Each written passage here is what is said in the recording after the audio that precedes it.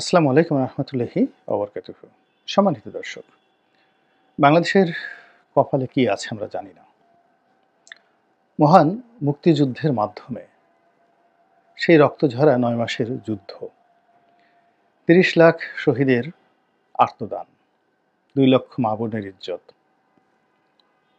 এবং সেই ৪৭ থেকে ৭১ পর্যন্ত ধারাবাহিক সেই পাকিস্তানি সাম্রাজ্যবাদীর বিরুদ্ধে, আধিপত্যবাদের বিরুদ্ধে লড়াই সংগ্রাম, সব কিছুর যে বিনিময়, সেই বিনিময়ে একটা মানচিত্র, একটি পতাকা, একটি সবুজ পাসপোর্ট। এই যে পেয়েছিলাম স্বাধীনতার যে স্বাদ এবং আস্বাদন আমরা পেয়েছিলাম, তা কি অব্যাহত থাকবে? তা কি গৌরবান্বিত হবে? কিংবা আমরা যে মহান মুক্তিযুদ্ধের যে মূল স্পিরিট, সেটিকে ধারণ করতে পারছি? আমাদের এই দেশে মুক্তিযুদ্ধের সপক্ষ শক্তি, মুক্তিযোদ্ধা, ঠিক এই সময়টিতে এখন কারা কারা এটিকে আফহোল্ড করছেন, মাথায় করে নাচছেন যে এটি হাজার বছরের শ্রেষ্ঠ অর্জন, সব কিছু পাওয়া সম্ভব, মুক্তিযুদ্ধ পাওয়া সম্ভব নয়, বরং এটিকে গালি হিসেবে ব্যবহার করার, অর্থাৎ রাজাকার আলবদর আর শামস যেভাবে মুক্তিযোদ্ধারা গালি হিসেবে ব্যবহার করেছে, ঠিক এখন এই মুক্তিযোদ্ধাদেরকে গালি, মুক্তিযুদ্ধের সপক্ষ শক্তিকে গালি এবং মুক্তিযুদ্ধের নীতি এবং আদর্শকে অপমানিত, লাঞ্ছিত করার যে প্রক্রিয়া শুরু হয়ে গেছে, এটির শেষ কোথায়, এটির পরিণতি কি আমরা জানি না। রাষ্ট্রে এই মুহূর্তে যারা আছেন, মুক্তিযুদ্ধের চেতনাকে কারা কারা ধারণ করেন, যারা রাষ্ট্র পরিচালনা করছেন, তাদের বয়স ছিল, তারা কয়জন যুদ্ধ করতে গেছেন, কয়জন কলম হাতে ১৯৭১ সনে মুক্তিযুদ্ধের পক্ষে লড়াই করেছেন, কয়জন তার কণ্ঠকে ব্যবহার করে মুক্তিযুদ্ধের পক্ষে একটা উফ শব্দ উচ্চারণ করেছেন, এখন যারা সরকার পরিচালনা করেছেন তাদের মধ্যে কয়জন আছেন, অথবা যারা তরুণ, সেই তরুণদের বাবা কিংবা দাদা, তাদের সঙ্গে মুক্তিযুদ্ধের কি সম্পর্ক ছিল, বা এই মুহূর্তে যারা খুব দাবড়িয়ে বেড়াচ্ছেন, একেবারে রয়্যাল এনফিল্ড মোটর সাইকেলের যে সবচেয়ে পাওয়ারফুল যে ইঞ্জিন সম্বলিত, যেটি ভারতেও আসেনি এখন পর্যন্ত, এরকম ইঞ্জিন নিয়ে ভো ভো করে ২০-২৫টি সাইলেন্সার সম্মিলিত একটা রয়্যাল এনফিল্ড বা একটা BMW, এই সকল মোটরসাইকেলগুলো যখন রাজপথে যায়, শব্দ করে মানুষ তাকিয়ে থাকে, তো এরকম আমাদের দেশে নতুন কিছু রাজনীতিবিদদের মধ্যে এরকম উচ্চ ক্ষমতা সম্পন্ন রয়্যাল এনফিল্ড মোটরসাইকেল, তারপর BMW মোটরসাইকেলের গতি নিয়ে, শব্দ নিয়ে, সাইলেন্সার নিয়ে, চুঙ্গা নিয়ে, হর্ন নিয়ে তারা আমাদেরকে ভয় দেখাচ্ছেন, ঘুরে বেড়াচ্ছেন, ভো ভো ভো করে আওয়াজ করছেন। তারা কি মুক্তিযোদ্ধা নাকি অন্য কিছু? তাহলে আপনি বুঝতে পারেন যে এই দেশটি কোথায় যাচ্ছে, কি হচ্ছে এবং কোন দিকে এগোচ্ছে। আপনারা ইতিহাসের অনেক ঘটনা জানেন। ইরাককে ধ্বংস করার জন্য সেখানে একটা সেফ জোন প্রথমে তৈরি করা হয়েছিল, no flying zone, Iraq Iran যুদ্ধের সময়। এই নো ফ্লাইং জোন কার্যকর করতে গিয়ে পশ্চিমারা সাদ্দাম হোসেনের ১২টা বাজিয়ে দেয়। তদ্রূপ এই বাংলাদেশে রোহিঙ্গাদের জন্য, আরাকান আর্মির জন্য একটি সাপ্লাই সেন্ট পয়েন্ট করিডোর তৈরি করে, এটা অনেকটা নো ফ্লাইং জোনের মতো যদি জাতিসংঘের তত্ত্বাবধানে পরিচালনা করা হয়, যেখানে ইচ্ছা করলে বাংলাদেশের প্রধানমন্ত্রী, রাষ্ট্রপতি যেতে পারবেন না, এটা জাতিসংঘের নিয়ন্ত্রণে থাকবে। মানে এখন মিষ্টি মিষ্টি কথা শুনে আমরা, জাতিসংঘের মহাসচিব এসেছেন, আবেগে আপ্লুত হয়ে আমরা একটা করিডোর দিলাম, এবং এটা খুব ভালো কথা যে রোহিঙ্গাদেরকে, অর্থাৎ রোহিঙ্গাদের, বাংলাদেশে যেমন ১০-১২ লাখ রোহিঙ্গা আছে, এখনও তো ৬-৭ লাখ রোহিঙ্গা সেই আরাকানে আছে, প্লাস ওখানে বৌদ্ধরাও নির্যাতিত, আরাকান আর্মিদের মধ্যেও অনেক নির্যাতিত রয়েছে। তো সেখানে তো জাতিসংঘের মানবাধিকার সংগঠনগুলো প্লাস খাদ্য সংস্থা যেটা FAO কিংবা WHO ওয়ার্ল্ড হেলথ অর্গানাইজেশন তাদের যে মানবিক সহযোগিতাগুলো কিংবা এই যে যেটা শরণার্থী বিষয়ক যে হাই কমিশন সেই কার্যক্রমগুলো চলতে পারে, অসুবিধাটা কি? তো মানুষ তো বলবে যে না, এটা মন্দ কাজ না, এটা তো সদ্গায়ে জারিয়া, এটা ভালো কাজ, জাতিসংঘ করতে চাচ্ছে, ক্ষতি কি? কিন্তু এই কাজগুলোকে আবার সংগঠন করার জন্য সেখানে যদি জাতিসংঘের শান্তিরক্ষী বাহিনী এসে যায়, একটা 10টা প্লাটুন শান্তিরক্ষী বাহিনী, এটা তো বাংলাদেশ আর্মিকে দেবে না, সেই শান্তিরক্ষী বাহিনী আসবে বিশ্বের বিভিন্ন দেশ থেকে, এবং সেখানে যদি পাকিস্তানি বাহিনী চলে আসে, সেখানে যদি অন্য কোনো রাষ্ট্রের বাহিনী চলে আসে, তখন অবস্থাটা কি হবে? এখন এই যে আওয়াজগুলো হচ্ছে, আলোচনা হচ্ছে, সমালোচনা হচ্ছে, আমরা কি বলবো বলেন? আমাদের কিছু বলার আছে, শুধু শুনে যাচ্ছি। কিন্তু আমরা প্রতিক্রিয়া ব্যক্ত করতে পারছি না, লিখতে পারছি না, তথ্য নাই, উপাত্ত নেই। এটাকেই দেশের জন্য ভালো হবে না মন্দ হবে, সরকারও বলছে না, দায়িত্ববান কোনো ব্যক্তিও বলছে না। আমরা ইউটিউবে যারা ২-৪ জন বলার চেষ্টা করছি, আমাদের কতটুকু বা ক্ষমতা আছে? এই হলো একটা। ২ নম্বর হলো ডক্টর মোহাম্মদ ইউনূস ক্ষমতায় আসার পরপরই তার সঙ্গে দেখা করার জন্য, বা তিনি কি একটা অনুষ্ঠানে যেন একেবারে প্রধান মেহমান হয়ে আসলেন। পূর্ব তিমুর নামক একটি খ্রিস্টান রাষ্ট্র আছে, যেটি একসময় ফ্রান্সের কলোনি ছিল। পরবর্তীতে স্বাধীন ইন্দোনেশিয়ার অংশ ছিল, এবং সেখানে পশ্চিমাদের অর্থাৎ আমেরিকার মদদে সেই একটা গেরিলা গ্রুপ যুদ্ধ করে তারা আলাদা হয়ে যায়, এবং পশ্চিমাদের চাপে ইন্দোনেশিয়া তাদেরকে স্বাধীনতা দিতে বাধ্য হয়, এবং এর ছোট্ট একটি দ্বীপরাষ্ট্র। ইন্দোনেশিয়াতে প্রায় 11,000 বা 11,500 দ্বীপ রয়েছে। এই 11,500 দ্বীপের মধ্যে এরকম একটা দ্বীপরাষ্ট্র হলো পূর্ব তিমুর। সেই পূর্ব তিমুরের যিনি পশ্চিমাদের এজেন্ট, অনেকটা হামিদ কারজাই টাইপের, তার নাম হলো গুশমাও। আবার তাকে সেই প্রেসিডেন্ট বানিয়ে একটা খ্রিস্টান রাষ্ট্র তৈরি করে এই ভারত মহাসাগরে, মানে আপনি বঙ্গোপসাগর, মানে বে অফ বেঙ্গল, তারপরে একটু পার হলেই ভারত মহাসাগর, এবং সেই ভারত মহাসাগরের মধ্যেই আন্দামান নিকোবর দ্বীপপুঞ্জ এবং ইন্দোনেশিয়ার যে অবস্থান, এখানে খুব কাছাকাছি। অর্থাৎ সেন্ট মার্টিন থেকে যদি আপনি খুব ভালো মতো গানবোট চালান, তাহলে খুব বেশি সময় লাগবে না পূর্ব তিমুরে পৌঁছে যেতে সমুদ্রপথে। সেন্ট মার্টিন পূর্ব তিমুর।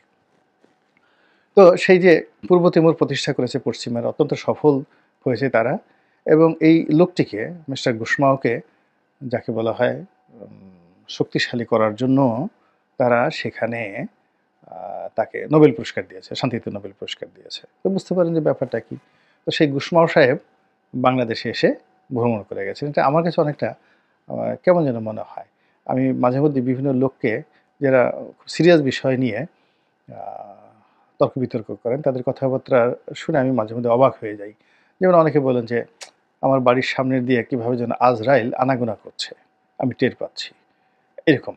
তো বা ওই যমদূত বোধহয় খুব কাছাকাছি চলে আসছে, আজরাইলের হাত বোধহয় আমার এই হলকুমের কাছে চলে এসেছে, এরকম কথা বলে অনেকে নিজের অসহায়ত্ব বোঝার চেষ্টা করেন। তো বাংলাদেশে এই মুহূর্তে পশ্চিমাদের খুব আনাগোনা, এবং ইউরোপীয় ইউনিয়ন বাংলাদেশকে একটি সেফ ল্যান্ড হিসেবে স্বীকৃতি দেওয়ার জন্য যে কর্মপন্থা তৈরি করে, তারা প্রথমত অ্যাসার্টিন করেছে যে এটি একটি নিরাপদ আবাসভূমি, যা কিনা বাংলাদেশের জন্য এই মুহূর্তে হিতে বিপরীত হবে। তো যাই হোক, এখন সেই সেফ ভূমি, এটি হয়তো 1 বছর 1.5 বছর লাগবে ইউরোপিয়ান পার্লামেন্টে পাশ হতে, তখন একটা আলাদা অবস্থা তৈরি হবে। তো পশ্চিমাদের এর বাইরে আমেরিকান যে সমস্ত লোকজন, ডোনাল্ড ট্রাম্পের সরকারের কর্তা ব্যক্তিরা, আমেরিকান ব্যবসায়ীরা, আমেরিকার বিভিন্ন গোয়েন্দা সংস্থার যারা লোকজন রয়েছে তারা, তারপর ইসরায়েলি গোয়েন্দা সংস্থা মোসাদের যারা লোকজন রয়েছে, তারা যেভাবে এখানে তৎপরতা চালাচ্ছে, এবং একই সঙ্গে এই বাংলাদেশে রয়ের যে তৎপরতা নিয়ে খুব লেখালেখি হচ্ছে, বিশেষ করে প্রো ইসলামিক যারা গ্রুপগুলো রয়েছে, এখানে ভারতীয় দূতাবাসে রাজেশ নামক একজন ভদ্রলোক কর্মরত রয়েছেন, যিনি খুবই অ্যাক্টিভ। তাকে এখানে পলিটিক্যাল কোনো একটা পদ পদবিতে বসায় রাখা হচ্ছে। তিনি নাকি আসলে বাংলাদেশে রয়ের স্টেশন চিফ মিস্টার রাজেশ। তো সেই মিস্টার রাজেশ জামাতি লোকদের সাথে বসছে, বিএনপির লোকদের সাথেও তার যোগাযোগ আছে বাংলাদেশে। মানে এই মুহূর্তে রাজেশ সবচেয়ে ওয়েল কানেক্টেড একজন কূটনৈতিক ব্যক্তিত্ব। তার যেখানে প্রয়োজন তিনি তার বাসায় চলে যাচ্ছেন, বাইরে বসছেন, ভিতরে বসছেন। এই রাজেশকে কেন্দ্র করে ইসলামপন্থী পত্রপত্রিকাগুলো, মিডিয়াগুলো নিদারুণ সব ভয়ঙ্কর খবর প্রচার করছে যে এই রাজেশ বাংলাদেশে এখন যে তৎপরতা শুরু করেছে, সরকারের উচিত ইমিডিয়েটলি রাজেশকে বাংলাদেশ থেকে বের করে দেওয়া। এখন রাজেশ আসলে রয়ের লোক কিনা, আর রয়ের লোক হলে তো সেখানে সংগতিকারী মোসাদেরও, রাজেশের যদি তৎপরতা থাকে সেখানে মোসাদেরও তৎপরতা থাকবে। এবং এখানে আরও একটা জিনিস দেখলাম যে এই যে মোসাদের একটা মেহেদী এম সাফাদি একসময় জয়ের সাথে দেখা করেছে, সে এখন মানে মিডিয়াতে এসে তার কার কার সাথে বাংলাদেশে যোগাযোগ হয়েছে, কে কী হয়েছে, অর্থাৎ এই সময়টিতে বাংলাদেশের রাজনীতিতে ঘোলাট করার জন্য সে প্রচার করে দিচ্ছে যে অমুক অমুক লোক বাংলাদেশে মোসাদের এজেন্ট, তারা ইসরায়েলের এজেন্ট হতে চায় এবং তারা বাংলাদেশ সম্পর্কে সবসময় নেতিবাচক ধারণা পোষণ করেছে এবং যে কোনো মূল্যে ক্ষমতায় যাওয়ার জন্য তারা ইসরায়েলের দোষর হতে চেয়েছে। এই কথাগুলো মোসাদের কোনো লোক যদি যখন বলা শুরু করে, আপনি বুঝেন যে মোসাদ এখানে তাদের যে রিক্রুটমেন্টগুলো, সেই রিক্রুটমেন্টগুলো তারা পরিবর্তন করতে চাচ্ছে। আগের রিক্রুটমেন্টগুলোকে তারা বাতিলের খাতায়, খরচের খাতায় ফিরে দিয়েছে। তো এই মোসাদ এবং এই দুটো খুবই ইফেক্টিভ, যারা অন্য অন্য দেশে গিয়ে হত্যাকাণ্ড পর্যন্ত ঘটিয়ে ফেলে, এবং সেটা আমেরিকার মাটিতে এবং সেটা কানাডার মাটিতে। এবং তারা মানে মোসাদ এবং এমনও ঘটনা ঘটেছে, ইউরোপ এবং আমেরিকার অনেক দেশ থেকে তাদের টার্গেটেড লোককে তারা তুলে নিয়ে এসেছে সেখান থেকে, এনে তারপরে তাদের নিজের দেশে এনে বিচার করেছে বা হত্যা করেছে। তো এখন বাংলাদেশে রাজেশ বলেন বা মোসাদ বলেন, তাদের যে তৎপরতা, এই তৎপরতা নিয়ে শুধু যারা খবর প্রচার করছেন, এখানে এই খবর দেখলাম শুনলাম এর মধ্যে নয়, যদি ঘটনার সত্য হয়ে থাকে এখানে আপনাকে হিসাব করতে হবে যে হঠাৎ এই তৎপরতার কারণটা কি।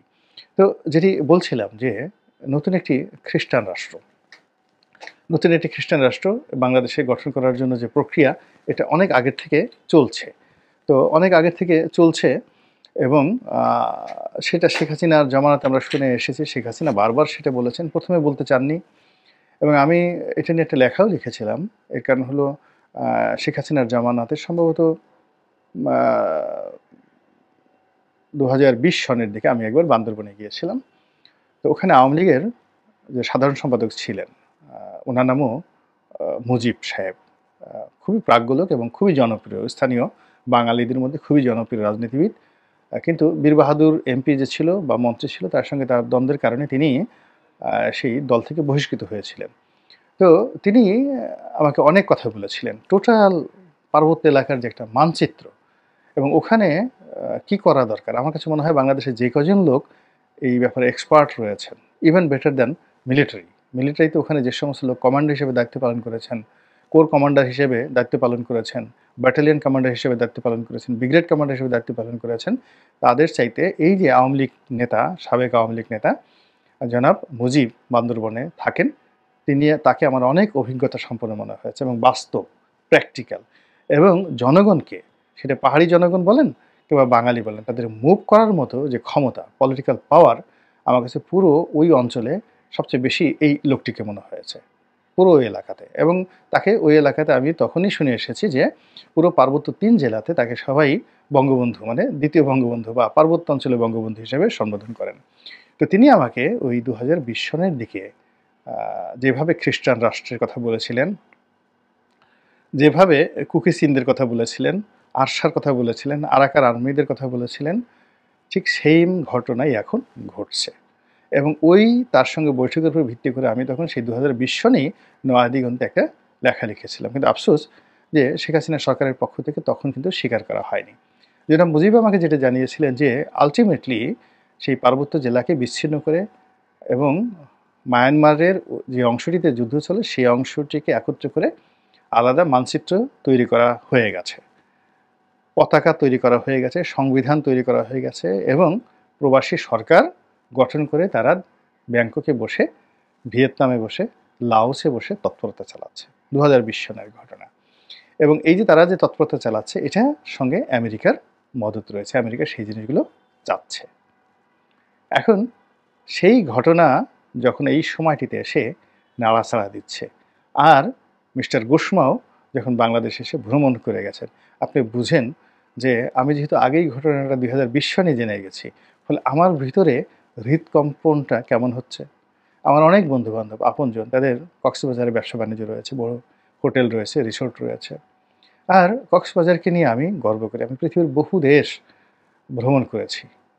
বহু নামকরা সমুদ্র সৈকত, গ্র্যান্ড যেটাকে বলা হয় সমুদ্র সৈকত ভ্রমণ করেছি। বিশ্বাস করেন কক্সবাজার সমুদ্র সৈকতের মতো এত সুন্দর সমুদ্র সৈকত আমি কোথাও দেখিনি। আমার কাছে মনে হয় পৃথিবীর সেরা সমুদ্র সৈকত। আমি সময় পেলে সেখানে যাই।